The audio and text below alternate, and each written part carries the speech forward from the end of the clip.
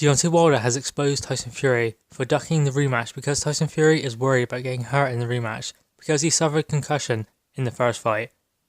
Now, it's obvious that Deontay Wilder is living in dreamland, and the air must be pretty thin up there. He said he needs a few tune-ups to get his marbles back in order to be good enough to get back in with Deontay Wilder himself. That is what Deontay Wilder believes. Now, he can believe that all he wants, but the truth of the matter is, Tyson Fury, he's just signed a big deal with ESPN.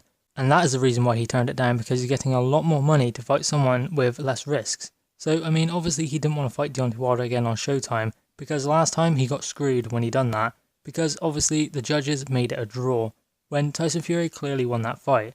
So the reason why he has found his own platform is so that Deontay Wilder and his team and the judges cannot screw him again. It will be a bit more of an even playing field when they get in the ring, because obviously the judges will be fair that time, hopefully. But Tyson Fury is kind of in a unique position, really, because he holds that lineal status. I don't know whether that really means all that much. Everyone can choose for themselves, really, but he can go and get a fight with Anthony Joshua whenever he wants, and he can go and get a fight with Deontay Wilder whenever he wants. So he's in a unique position, really. But obviously, if he were to take the Anthony Joshua fight, he'd have to take a realistic split. 50-50 is not realistic for Tyson Fury, because he doesn't bring as much to the table as Anthony Joshua does, obviously, with the 4 belts, so he'd have to be realistic. But obviously with Deontay Wilder, he could go straight into that fight and have a 50-50 split. So Tyson Fury, he's in a good position. He can do really whatever he wants. That is why he went with ESPN, and that's the reason why he's just going with that, because he can get a fight with either of the champions whenever he wants. So a big deal comes in from ESPN. What is he going to do? If he can go and get those fights whenever he wants, then have to do eliminators. Obviously, I know the WBC have called an eliminator between him and Dillian Whyte, but still, he can still go and not take that fight and end up getting a Deontay Wilder fight down the line when he wants it. He said in the previous interview, 3 more, then I'm gone. I don't know whether that means retirement or whether that means just go straight into another world title fight. I don't know. We don't really know what that means. I don't really know what Tyson Fury is getting at here. But still, that's the beauty of the game, I guess. We don't really know what any of these fighters are going to do next. They all have fights. Anthony Joshua has Ruiz, Tyson Fury has Tom Schwartz, and obviously Deontay Wilder has Dominic Breazeale. I fully expect all of them to come through those fights. So these big fights can be made, but they're all on rival networks, and I don't really see them all coming together in order for a big fight to happen.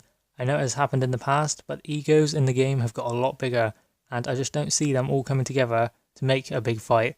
Certainly between Anthony Joshua and Deontay Wilder, I never see that fight happening. The fight can happen between Anthony Joshua and Tyson Fury, and it can happen between Deontay Wilder and Tyson Fury, but I just don't see Anthony Joshua and Deontay Wilder ever getting in the ring together. Egos behind them are just too big. Obviously with Shelley Finkel and Al Heyman. Eddie Hearn has an ego, but I think he just wants to make the fight.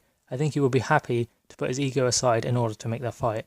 I don't think the same can be said for Shelley Finkel and Al Heyman.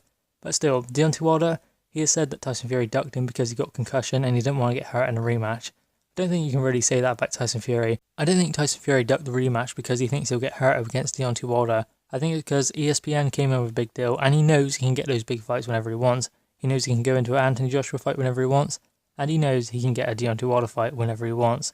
So, as I said, he's in a unique position, and he knows it. That is why he is playing on this. That is why he's fighting Tom Schwartz next for a good amount of money, and then probably another fighter in September, and then maybe another one early next year, and then he'll go into another world title fight. Or possibly even in that third fight, he might go for a world title fight. We don't know. Plus, also in that fight against Deontay Wilder, Tyson Fury, he won the fight, and he got up off the ground in the 12th round and almost knocked Deontay Wilder out. Deontay Wilder was out on his feet.